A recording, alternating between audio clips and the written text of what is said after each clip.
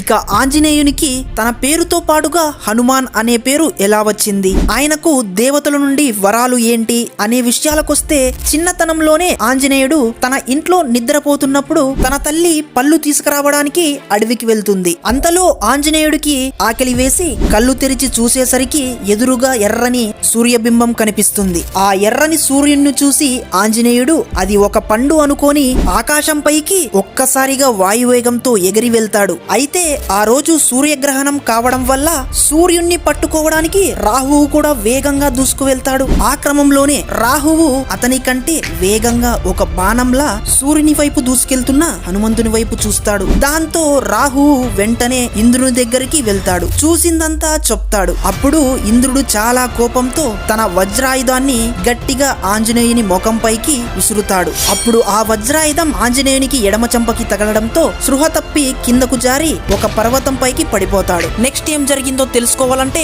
Part 9 కోసం wait చేయండి. అలానే ఈ వీడియోని లైక్ చేసి మన ఛానల్ ని మోటివేట్ చేయండి.